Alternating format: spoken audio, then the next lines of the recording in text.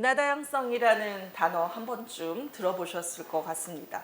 요즘 우리 사회에 화두가 되고 있고 많은 학교 등의 현장에서 관련 교육들도 진행하고 있습니다.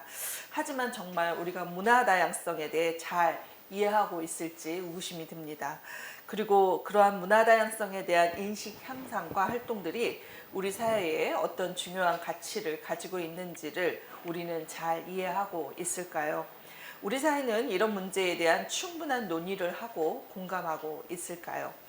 이 프로그램은 이러한 주제에 대해 이야기를 나눠보고자 합니다. 저는 안산 공동체 미디어 단원 FM의 본부장을 맡고 있는 정혜실입니다. 오프닝에서 말한 바와 같이 문화다양성, 그 문화다양성이란 말을 많이는 들어봤지만 사실 우리가 알고 있는 문화다양성은 무엇일까요? 단순히 이주민의 문화를 받아들이는 것만을 생각하고 있는 것은 아닌지요. 이번 시간에는 연세대 문화인류학과 김현미 교수님을 모시고 문화다양성에 대한 개념부터 알아보는 시간을 가져보도록 하겠습니다. 이 자리에 나와 계신데요. 먼저 자기소개 좀 부탁드립니다. 네, 안녕하세요. 저는 연세대학교에서 그 문화인류학을 가르치고 있는 김현미라고 합니다. 오늘 이렇게 문화다양성을 토론하는 프로그램에 초청해 주셔서 감사합니다. 네, 문화다양성이라는 말이 네. 엄청 많이 쓰이고 그러게요. 있어요. 예, 예, 예. 근데 정작 예. 그 내용이 함의하고 있는 게 무엇인지를 제대로 알고 있지는 않은 것 같아요. 예. 어떻게 생각하십니까? 뭐 지금 전 지구적으로 인류가 처음 이 지구에 존재했을 때부터 인류의 어떤 생물학적인 종으로서 얘기되어지는 호모 사피엔스라는 어떤 생물학적인 종이 여러 지역을 넘어가서 그 특정 환경에서 적응하고 그러면서 굉장히 다양한 문화를 만들어냈잖아요. 종교도 다양해지고 그다음에 의식주도 다양해지고 그다음에 인간이 갖고 있는 생물학적 차이, 그다음에 사회적으로 구성된 젠더 차이, 여러 가지 형태의 차이가 있고 어떤 사람은 태어났을 때 어떤 신체를 가지지만 조금 다양한 신체를 갖고 태어나거나 그런 사람들이 있기 때문에 인류의 존재성 자체가 이 다양성이라는 개념을 빼고는 설명할 수가 없는 거죠. 우리가 현재 우리가 된 이유가 바로 그 다양성을 전지구적으로 확장시켜내는 진화의 과정이었다라고 보면 될 것 같아요. 그래서 뭐 최근에 일어나는 문화 다양성이란 이슈는 우리가 이러한 인간 존재성이 다양한 조건을 가진 어떤 차이가 있기 때문에 이 차이를 어떻게 갈등과 어떤 상호 혐오 이런 방식의 어떤 분열로 가지 않고 이것이 창조적 활력과 어떤 부분에서 소통과 연대의 감정으로 좀 가야 하느냐 이 문제의식에서 최근에 문화다양성 논의가 많이 벌어지고 있는 것 같습니다. 네. 그렇게 보면 사실 저희가 앞서 오프닝에서 얘기했던 협소하게 이주민과 관련된 이야기만 하는 것은 우리의 오해다. 네, 그렇죠. 네, 그렇게 말씀하시는 거죠? 네, 우리 모두가 이주민이잖아요. 네네. 선생님도 고향 떠나신 거죠. 그럼요. 예, 저도 오랜 기간 또 해외에도 있어봤고 또 한국에 와서 있어봤고 한국에서 다양한 장소를 이동했기 때문에 어떤 부분에서는 국내 이주도 많았고 해외 이주도 많았죠. 그런데 우리가 지금 이주민의 이슈를 문화다양성의 이슈를 이제 가져오고자 하는 것은 한국 사회의 급격한 변화 때문일 거라고 생각해요. 한국 사회가 사실은 뭐 어떤 종족적 측면에 보면은 그 전 세계적으로 하나의 종족이 국민을 이룬 나라가 그 하나의 종족의 90%가 하나의 국가를 이룬 나라 중에 몇몇 나라가 없거든요. 근데 아이슬란드, 일본, 그다음에 한국 정도죠.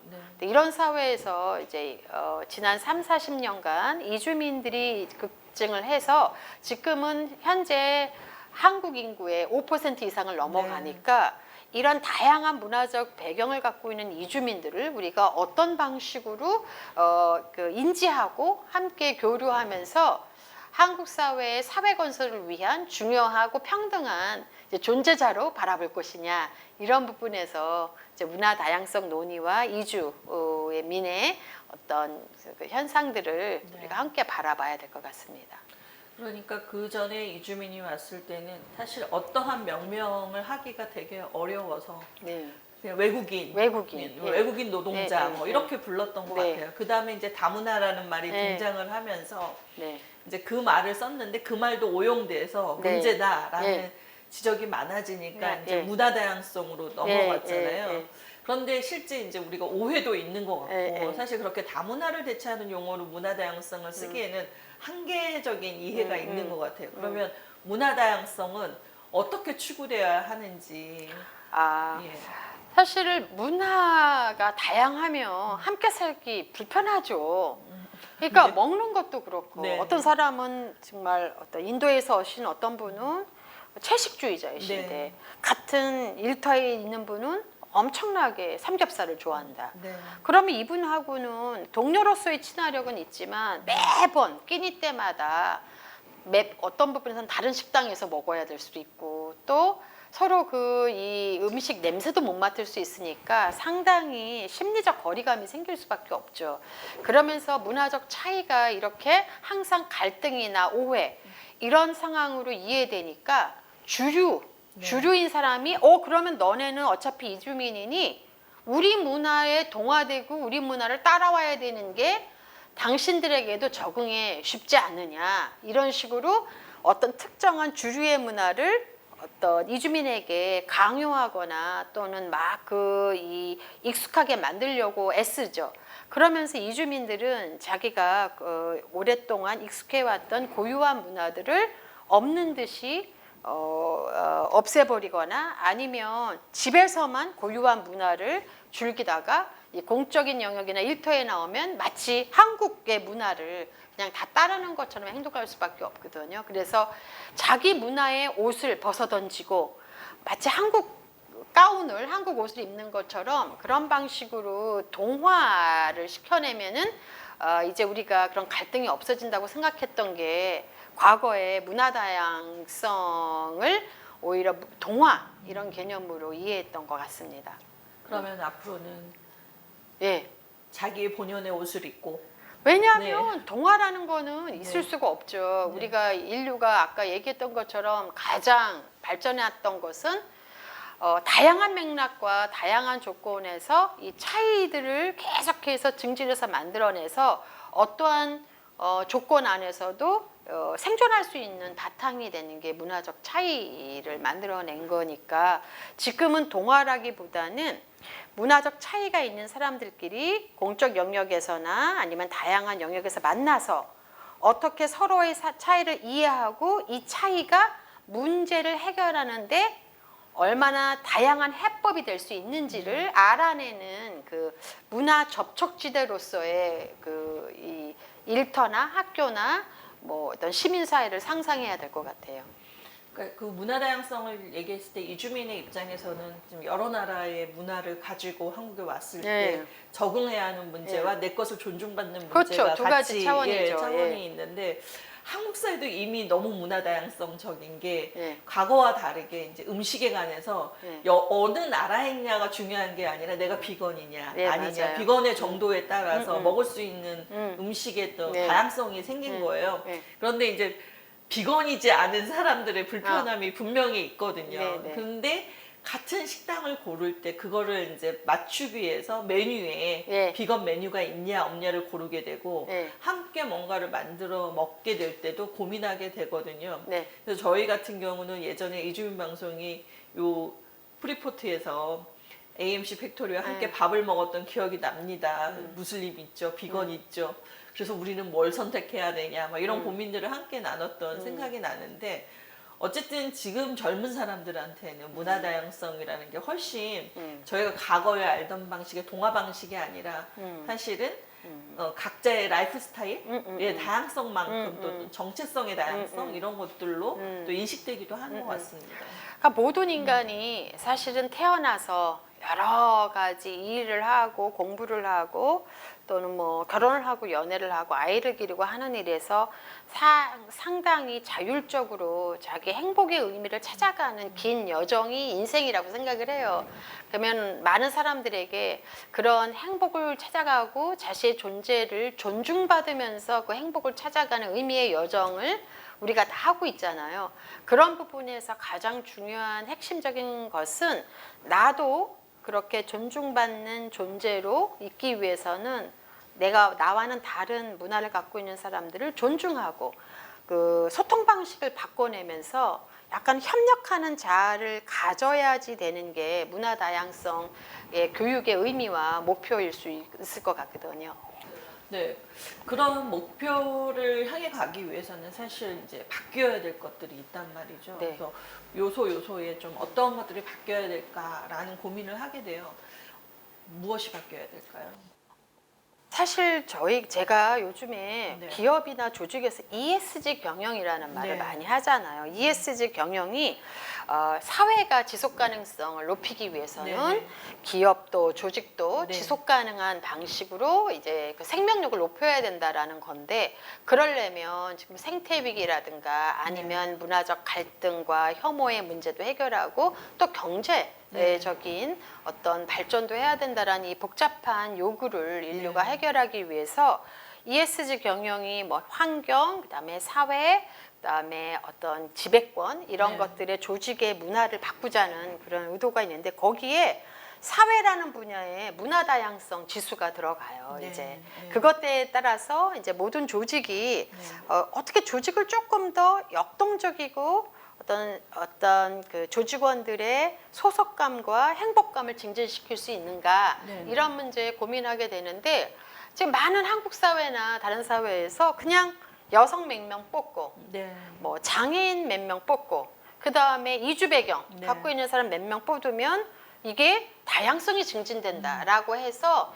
이 수량적 네. 또는 정량적 다양성이라고 부르거든요. 이걸 네. 뉴머릭 다이버시티라고 부르는데, 그냥 눈 가리고 아웅하기 식으로 그렇게 해요. 그런데 그러면 한번 생각해 보시면 오랫동안 예를 들어서 방글라데시에서 네. 이제 그 사시다가 한국의 어떤 기업에 취직하신 분이 그 무슬림이시잖아요. 그분이 어떤 이주 배경 뭐 직원들을 뽑는다라는 좋은 취지하에 들어왔는데, 그 회사는 완벽하게 어떤 문화를 갖고 있냐면 엄청나게 육류 중심으로 네. 뭐 디풀이라든가 야근해서 야근할 때 음식을 배달해 먹는다든가, 아니면 뭐 일 끝나고 만들어내는 어떤 모임에서 그 육식 중심으로 계속 이제 어떤 이 먹는 걸 한다던가, 아니면 그 회사에 가 기독교 기업이라서 네. 뭐 기독교적으로 의미 있는 부활절이라든가 크리스마스 때는 완전히 경축 모드에다가 쉬라고 하는데, 당장 무슬림식으로 방글라데시나 아니면 다른 아랍 국가에서 중요하게 여겨지는 휴일은 이 사람이 꼭 참석을 해야 되는데 네. 안 된단 말이에요. 네. 이런 건 뭐냐면, 내가 수량적으로는 숫자적으로는 이주 배경 사람으로 들어왔는데 네. 그 조직의 관행, 문화, 지향점, 그다음 배려라는 것들이 하나도 이 새로운 사람이 정착하고 마음 편하게 일할 수 있도록 하는 것들은 전혀 배려나 고려가 없다면 기본적으로 그 조직 문화는 하나도 바뀌지 않는 거잖아요. 그래서 이런 것들, 수량적 다양성이라든가 수치적 다양성, 이런 것들을 넘어서 어떻게 우리가 diversifying diversity라는 개념을 가질 수 있는가. 그건 뭐냐면 어려운 개념이기도 한데, 다양성들을 어떻게 다양화시키냐라는 거는 기존의 그 규범이나 아니면 어떤 관행들을 조금 더 문화적 차이가 있고 다양한 사람들이 그 조직에 와서 정말 자신들의 그 지향대로 일하고 존중받게 하기 위해서는 이 규범들을 좀 포용력 있게 바꾸고, 그 다음에 문화들을 조금 더 이 사람의 니즈에 그 필요에 맞게 좀 다양화시켜내는 것들을 그 다른 조직원들이 학습하는 걸 말해요. 그러니까요. 그러니까 누가 학습하느냐가 아니라 네. 소수자가 와서 적응하라는 게 아니라 네. 오히려 주류에 있는 사람들이 어떤 부분에서 자신들이 갖고 있는 특권이 뭐였는가를 좀 깨닫고 성찰하고, 우리가 어떻게 함께 일하는 사람, 문화적 차이가 있는 사람들을 우리와 동등한 자격으로 포용하고 동시에 이 관계를 지속하게 만드느냐에 있어서 누가 바뀌어야 되느냐의 문제인 네, 거죠. 네. 그래서 그게 관점이 완전히 달라지고 있다고 봅니다. 그러니까 그 ESG 안에는 사실 평등에 관한 해소 네. 부분도 굉장히 네. 중요하잖아요. 그러니까 네. 문화 다양성을 누리려면 네. 또 접근성의 문제라는 게 있고 소통의 문제가 있는데 제가 최근에 전주에 아주 예쁜 작은 도서관을 다녀왔어요. 네. 그래서 옛날 건물이었다고 하더라고요. 그래서 개조를 해서 만든 작은 도서관이었는데 그게 다가 여행자 도서관이에요. 그래서 들어갔는데 너무 예쁜 거예요. 카페처럼 꾸며놓고 막 전 세계 동화책도 있고 책이 여행과 관련된 책이 있고 1, 2층에 막 정말 예쁘게 꾸며놔서 너무 만족스럽게 앉아 있다가 제가 노아가 왔잖아요. 봤는데 계단인 거예요. 죄 계단인 거예요. 들어갈 때 있고 계단, 내려가서 보는 서가도 계단, 2층도 계단. 그래서 쭉 둘러보다가 그럼 장애인은 어떻게 가지? 라는 생각이 미친 거예요. 엘리베이터 없는 곳에서. 그래서 이제 거기 설문조사에 만족도 조사가 있는데 맨 마지막에 문화적 접근에 평등이 필요하다라고 그렇죠. 썼죠. 그래서 장애인이 예, 예. 휠체어를 타고 왔을 때 도저히 올라갈 수 없는 이 예쁜 작은 도서관이 그러니까 아무리 그 내부의 내용은 다양한 문화를 옹호하고 네. 증진한다고 하지만 실제 그 문화에 접근할 수 있는 사람을 비장애적 신체로 이미 규범화한 거죠. 네. 그 규범을 바뀌지 않은 채 문화적 다양성을 논하기는 어려운데 저는 또 하나 다른 걸 목격한 건 뭐냐면 우리가 장애인 이슈를 얘기할 때 휠체어 타고 하시는 분, 그 신체적 장애만을 주로 생각하는 경우가 있어요. 근데 청각 장애도 있고 시각 장애도 있고 사실 최근에는 신경 장애라는 것까지 장애로 많이 하잖아요. 뭐 예를 들어 갖고 여러 가지 우울이라든가 뭐 ADHD라든가 이런 걸까를 포함하기 위해서는 실질적으로 그냥 그 엘리베이터 이런 걸 통해서 근접도를 뿐만 아니라 일할 때 청각장애인들에게는 어떤 방식의 컴퓨터 모니터링 시스템들을 도입해야 되는가, 시각장애인들이 또 어떤 방식으로 중요한 일을 할 때 이게 시각장애인용 이 문자를 만들어낼 것인가 이런 부분까지를 다 포함하는 거니까 우리가 장애인도 복잡한 다양한 카테고리로 구성되기 때문에 우리가 그런 차이들까지를 상상하면서 조직의 문화나 환경을 바꾸고 어떤 개선을 한다면 우리 뭐 거리나 아니면 일터를 다 개선한다면 사실 그 혜택은 장애인만이 받는 게 아니거든요. 그러니까 모든 사람이 갑작스럽게 그런 질병도 얻을 수 있고 또 어린이도 그런 것들을 다 활용할 수 있기 때문에 좀 더 포용적인 이 사회가 되겠죠. 그런 것까지 고려한다면. 근데 그것을 막 유난 떨고 뭐 소수자가 이렇게 권리를 행사한다든가 이런 방식으로 노력하지도 않으면서 처음부터 어떤 형태의 소수자나 아니면 이주 배경 또는 장애인 여성들의 요구를 묵살하고자 하는 사람들이 너무 많은 거죠. 이게 바로 주주의 힘입니다. 맞아요. 폭력성이고. 이게 권력의 위기이기도 한 거잖아요. 어떻게 보면 문화 다양성은 그러한 권력의 불평등을 평평하게 만드는 또 활동일 수도 있을 것 같은데 이 자본주의 사회에서 문화 다양성을 실현하는 걸 이게 상업적 용도면 굉장히 확 이렇게 달려드는데 실제 삶을 바꾸는 일로서 볼 때는 비용으로 여기는 부분에 대해서 어떻게 해야 될까요? 비용이 많이 들 것이라는 실제 해보지도 않고 그런 생각과 편견 때문에 사람들이 눈 가리고 아웅하기씩 다양성을 이제 추구하는 거죠. 그래서 예를 들어서 여성 친화라는 막 쓰고 장애인 친화, 그다음에 이주민 친화적인 조직 이렇게 말을 했는데 가서 보니까 이주민 한두 명 데리고 와서 완전히 주류의 어떤 업무, 그 커리어와는 상관없는 그러니까 별정직을 마련하는 거죠.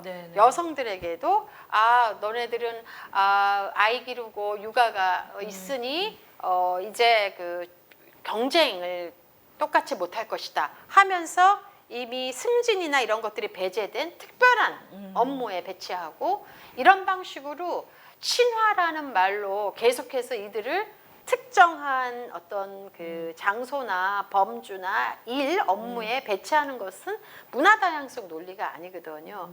그런데 이게 가장 비용을 안 드는 방식으로 우리는 바뀌지 않아. 하지만 우리 조직에 너가 들어올 공간은 조금 줄게. 네. 이거는 문화다양성이라고 보지 않아요. 네. 문화다양성의 핵심은 이러한 다양한 차이를 갖고 있는 사람이 존중받으면서 자기가 자기 역량대로 일하고 조직에 헌신하고 기여하고 협력할 수 있는 역량을 만들어내기 위해서 조직이 여러 가지 관행도 바꾸고 하면은 오히려 의외로 네. 동질한 사람들이 모여서 동질한 목적으로 회사에 어떤 똑같은 음식을 먹는다던가 아니면 하는 때보다 네. 훨씬 비용 면에서 네. 적게 든다라는 논의도 나오고 있습니다. 아. 오히려 그런 방식으로 또 도시를 네. 문화다양성의 원칙에 의해서 구성하면은요, 그 도시가 교육도시가 되는 거예요. 네. 아, 이런 것이 가능하구나. 인간의 네. 삶에서. 아, 청각장애인을 위해서 이런 시설들을 만들어내야 되는 거구나. 아니면 여성들을 위해서 어떻게 보도블록을 어떻게 좀 네. 안전하게 만들어야 되는 거구나. 뭐 이런 여러 가지 생각들을 하게 돼 보면 그 도시와 그 마을이 네. 많은 사람들에게 어떤 새로운 형태의 가치를 추구하는 교육의 장소가 돼서 네. 오히려 그런 장소는 관광이라든가 네. 여러 가지 교육 투어라는 걸 네. 통해서 굉장히 어떤 주목을 받게 되고 네. 오히려 활성화되어지는 그런 예들도 많이 등장하고 있습니다. 네, 앞으로 이제 미래를 함께 살아갈 이제 막 태어난 아기부터 또 노년을 향해 가고 있는 저 같은 중년 그리고 노년을 살고 있는 사람들에게 문화 다양성이 외국 사람 몇 사람 와서 우리랑 같이 산다고 해서 바꿔야 되는 문화가 아니라 우리 네. 삶 전체를 네. 좀 더 나아지게 하는 네. 하나의 아주 중요한 가치로서 예, 네, 예. 누려져야 될 것 같습니다. 아니 그런 그 포용적인 공간에 있으면 우리가 긴장할 필요가 없어요. 네. 나도 내가 갖고 있는 어떤 특수성, 선생님이 아까 네. 중년의 나이듦이 오는 육체적인 고통 얘기했지만 네. 우리가 여자라는 거, 특별한 나이대에 있다라는 거, 신체적인 고통을 갖고 있다라는 거, 뭐 여러 가지 뭐 우리가 갖고 있는 차이들이 일단 눈에 띄는 변별적인 조건이 아니고 네. 수용 가능하고 존중 가능한 하나의 그냥 존재라고 인정받을 때는 그 공간은 더 이상 갈등이나 혐오나 누군가의 권리를 뺏어서 내 걸 갖겠다는 생각 자체가 없어지는 거거든요. 네. 그래서 포용적 공간, 포용적 조직, 포용적 사회라는 거가 누가 누구를 관대하게 바라보는 게 아니라 우리 모두가 서로에 대한 존중받을 자격을 똑같이 갖는다라는 의미인 거죠. 네. 오늘 짧은 시간인데 예. 더 많은 얘기를 들어야 하지만 네. 이제 줄여야 될 것 같은데요. 네. 마지막으로 선생님의 말씀을 들으면서 느낀 것은 존중이 키워드였구나. 네. 그러니까 문화 다양성의 주요 키워드는 존중이라는 상호 존중인 네, 거죠. 상호 존중인 것 같습니다. 어떤 면에서 우리가 참 많이 쓰는 말이기도 해요. 존중한다는 말 많이 쓰기도 하고 상호라는 말도 많이 쓰지만 실제 실천에 있어서 상호 존중을 잘 모르는 것 같아요. 그래서 이제까지 안타깝게도 한국에서 다양한 문화적 배경을 갖고 있는 이주민들이 급증함에도 불구하고 네. 한번 우리가 생각해보 그들이 한국 사회에서 존중받을 자격의 범주 안에도 들어가지 못하고 있다는 게 가장 안타까운 거죠. 네. 그분도 아시아나 아니면 유럽이나 다른 아프리카 국가의 시민이고 네. 그들이 이주를 할 때도 시민의 지구적 시민의 권리로 네. 여러 나라의 경계를 넘어가면서 또 한국에 와서 우리가 특별히 훈련 비용을 제공하지 않았는데도 불구하고 한국 사회에 필요한 노동력과 기술을 제공하는 거잖아요. 네. 그런 부분에서는 그분들의 아주 역량과 어떤 창의성과 활력이 사실 한국 사회의 발전과 지속 가능성을 위해서 투여된다면 네. 상당히 그분들의 존재성에 대해서 우리가 감사해야 하고 또 존중해야 되는 것은 아닐까 그런 생각을 합니다. 네, 말씀 듣다 보니까 정말 굉장히 중요한 가치를 망각한 채 우리가 문화 다양성을 너무 쉽게 이야기한 것은 아닌가 싶습니다. 오늘 좋은 말씀 많이 들었고요. 예. 예, 같이 시청하시는 분들도 문화 다양성이 과연 무엇인지 오늘 좀 더 깊이 살펴보셨기를 바랍니다. 함께 해주셔서 감사합니다. 네, 이만 감사합니다. 마치겠습니다. 예.